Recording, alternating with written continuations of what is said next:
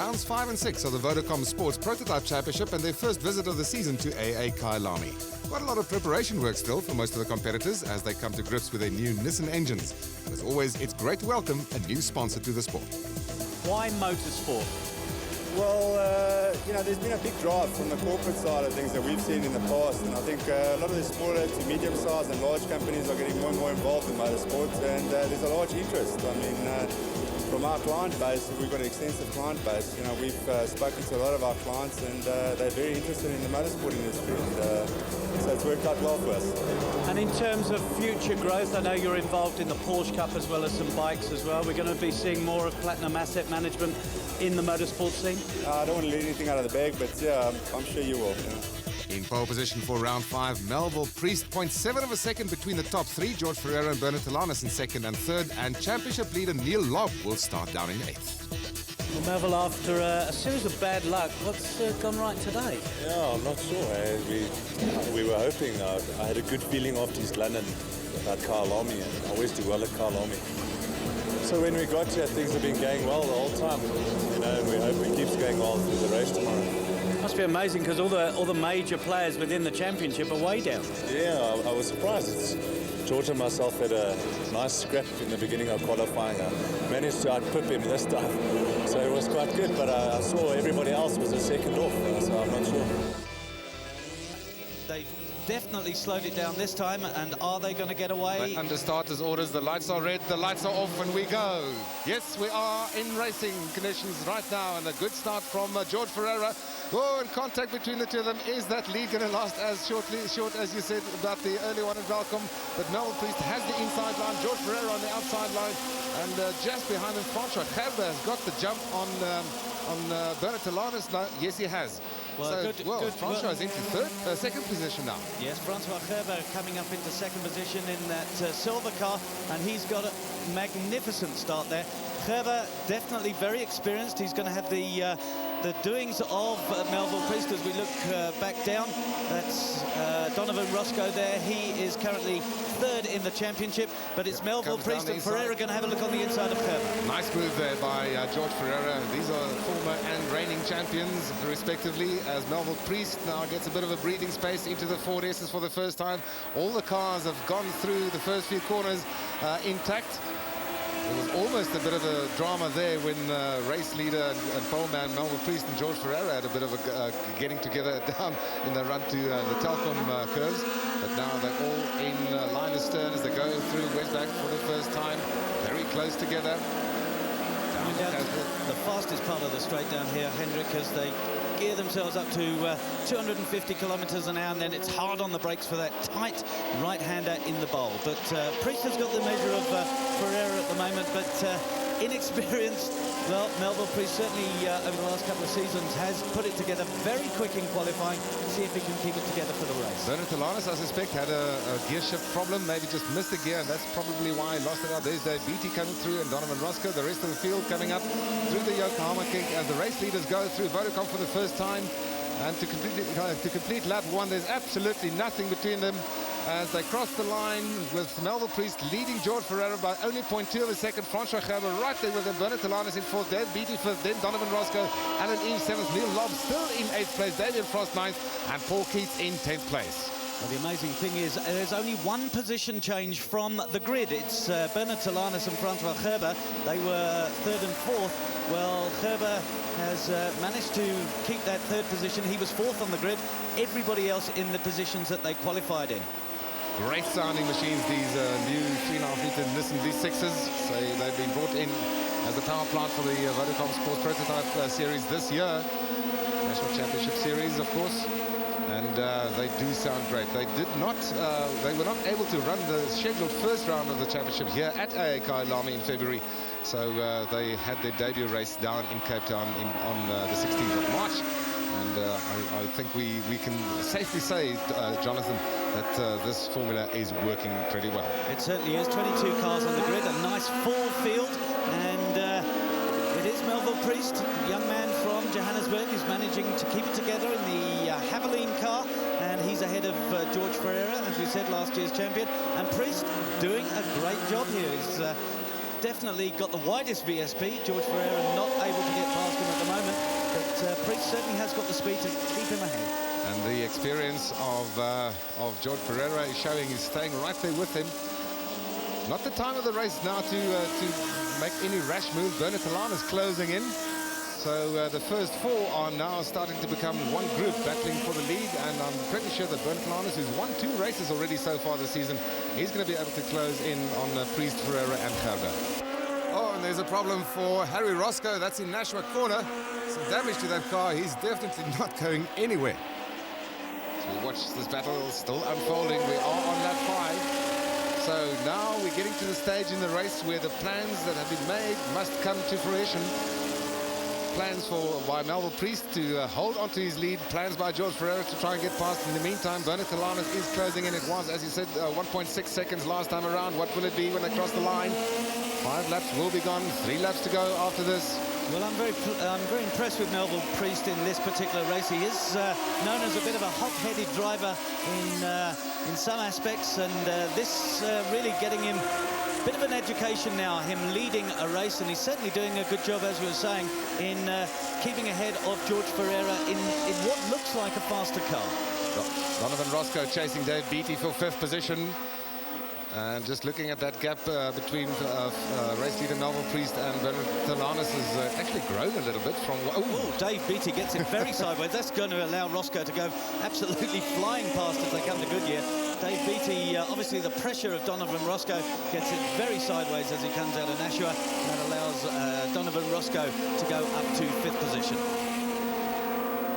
Battle here for 5th place as Donovan Roscoe moves into 5th. Behind him, Alan Eve and Neil Love fighting it out for 7th and 8th respectively. I don't think that you are fighting for 8th if you are in 8th, but anyway. Just going back to that gap between Talanis and Priest, it was 1.6, it's up to 1.9, so he's been holding station there. I think Priest and Ferreira have not been slowing each other down. Priest seemed to have opened up a little bit of a gap over George Ferreira on lap 6. There you can see the gap between the top 3. Depending on who looked after the tyres the best, I suspect that that's probably the part of the problem that Talanis has, that he can't close that gap because he had to work pretty hard to get up into that 3rd place. And, he may have just overworked his tyres a little bit. So he's got to wait for a mistake from the front, from the 2 ahead of him.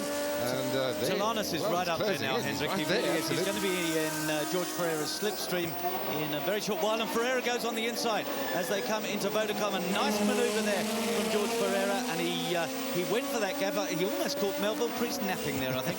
I think he waited until the absolute last possible second just to duck out there and take that inside gap, and it worked for him. You need to control the car well, and the other man has to leave you some space as well. So good driving there by both Ferreira, taking the lead, and Melville Priest leaving him enough space. He could have closed that gap there. Both of them could have been out, and Talanis is right there with them now. Absolutely nothing between them. 0.8 of a second between the top 3. We are on lap 7. Just this, and lap 8 still to go. Francois Gerber behind them, about 5 seconds further down. In 4th place, Donovan Roscoe is only 1.3 seconds further back in 5th place. Well, Priest looks like he's setting himself up to have a look on the inside as they come into Goodyear, and he's going to slide round. Oh, gosh, he nearly took out Ferreira. That's allowed Talanis to come up beside him as they go towards the S's, and Talanis is through. He's got Priest, and Priest set himself up completely wrong as he came into Goodyear, and look at that. He goes from 2nd down to 3rd, and he's losing time. Absolutely right, Jonathan. He was way too far back to be able to try and outbrake race leader George Ferreira, and he got himself completely out of shape. Ferreira took the racing line, and the momentum was lost by Priest. Now he's down to 3rd place. And that would have slowed him down sufficiently to be worried about Donovan Roscoe. Into the bowl for the final time in this race, and George Ferreira well on his way. I cannot see him making any mistakes, but Talanis is there as a wily old fox. He's going to take the lead in the championship, Will Talanis, by finishing 2nd, because we've got Neil Log. Okay, he's up into 7th place, but that is not going to be sufficient, I think, to retain the championship lead. Bernard Talanis should go into the championship lead as he crosses or goes through Vodacom corner for the final time, and George Ferreira is absolutely over the moon with that victory. Delighted with that. Talanis is 2nd. In fact, that's George Ferreira's 1st victory of the season. Yeah, I did not pick that up, but it is his 1st victory of the season. and on his comeback in this championship as well. So George Ferreira takes that victory from Bernard Delano's Melville Priest, former champion Francois Gerber in fourth, Donovan Roscoe in fifth ahead of Dave Beattie, and former championship leader Neil Lobb outside of the top 10. George, I've never seen you so excited about a race win. Well, you know, I missed this London, and this for me was a do or die to stay in the hunt of a champion. But I must tell you, I'm the luckiest man to win this race.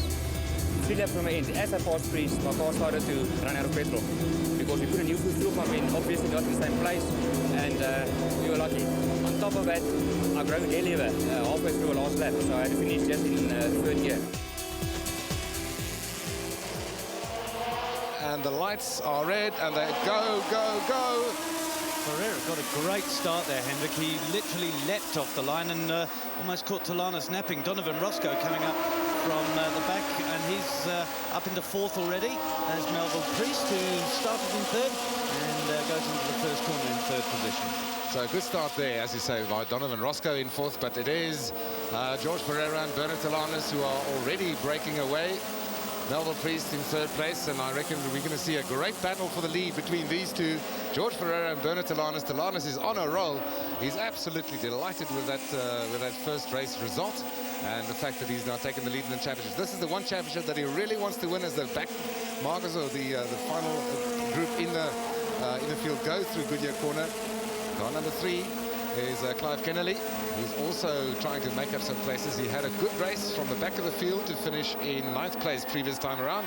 As he goes past, tries to get past Dave Beattie. Yes, he makes it. And up the hill for the first time. That's right, and Francois Gerber seems to have lost out there, although he's going to have a look on the inside of Dave Beattie. There's Donovan Roscoe. He was second. He's going on the inside of Melville Priest. That's right, and Donovan Roscoe also doing very well this season. Had a dismal season last year, but really coming back into his own, and has already won a couple of races this year, and Priest is not letting him go through this time. Donovan going to leap on the inside. Yes, he is, as they go towards the kick. And who's going to be last on the brakes here? Melville Priest has just jumped from his West Bank car, and he holds on to that third place. So you're literally from a one race car in the one category to the second race car in another category. As they come around Vodacom corner, complete lap 1 out of 8. And George Ferreira has opened a huge gap over Bernard Talanas after only 1 lap, 1.5 seconds between the two as they cross the line.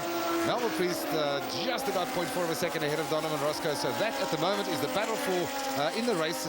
Donovan Roscoe followed by Damien Frost, and right behind him is Dave Beattie. Francois Gerber dropped down to 7th place, so his problems of the first race have obviously not been solved yet.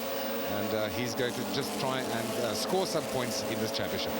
I think the disappointment of the weekend so far, Hendrik, as well as the first race, is Neil Lobb, the man who was right up there in the championship, and he has just fallen way down. He's in 9th position at the moment. There's Clive Kennelly, sorry, Jonathan, going past Francois Gerber as well. So Gerber's going backwards at a great rate of knots, although he's defending down the inside at Goodyear as Clive Kennelly tries to get up that place.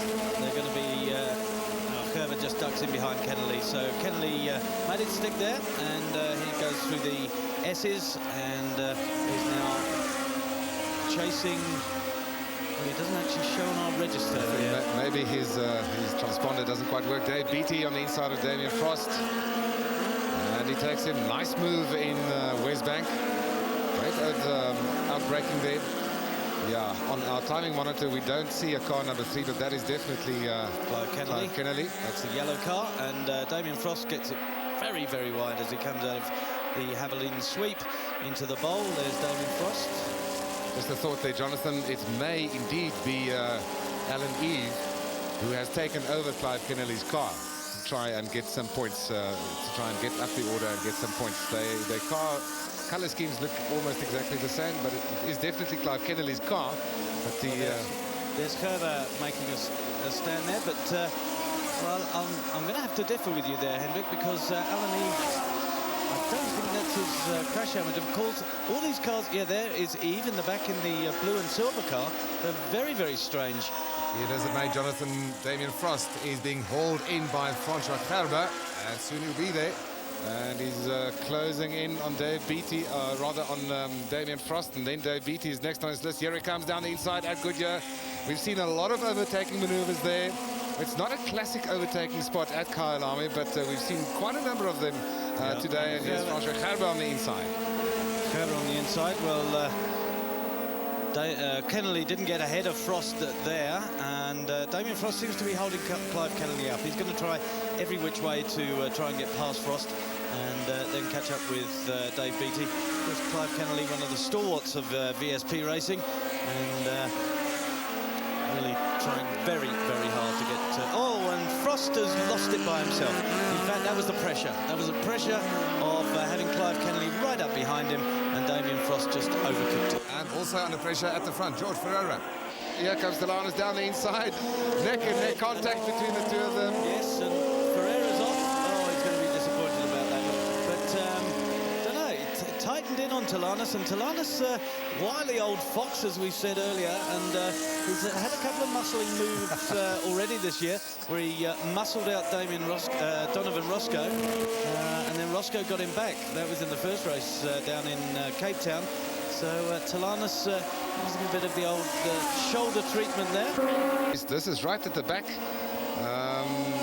see what that is outside the point situation. Paul Keats in the Tepco car. Tony That was Cook the car in that number was 18. virtually written off in East London. That terrible crash when Tony Trotsky was driving it took basically the one side of the car. As they go down the Celtics Haviland mine shaft for the final time, Bernard Telanis well on track to his third victory of the season, and that means that he will extend his championship lead over Neil Lobb. By my reckoning, it was 5 points before the start of this race. With Neil Lobb in 8th place, he will be scoring another 6 points or something like that, and that means that with 20 points for a win, that Bernard Telanis will extend that lead substantially. Here they come into Vodacom for the final time. It is going to be Bernard Telanis. Yeah, he's got it from Ferreira and then Melville Priest. And that's the order they finished the first race in. Apart from the first two, yes. And confirmation of that result for you. Bernard Telanis takes that victory from George Ferreira, Melville Priest. Donovan Roscoe, a good 4th ahead of Dave Beattie. Clive Kennelly works his way up to 6th ahead of Francois Gerber. Bernard, bit of shouldering to George there. Yes, there was. Came down the hill behind him, was catching him quite rapidly with his, from the slipstream down the hill. And I thought, well, let me just have a look and see whether it can do it or not. And when I did it, I said, yes, I can do it. And I just rolled in a bit deep, was in first gear and running against compression, and the car understeered, and he turned into me, bumped. And then I started to put the power on, the back slipped out, and I bumped him the second time and knocked him off the circuit. He says to me after the race, I left you enough room. I said, no, I know you did, but the car was just understeering. But yeah, I got through, was able to maintain the gap and won the second heat.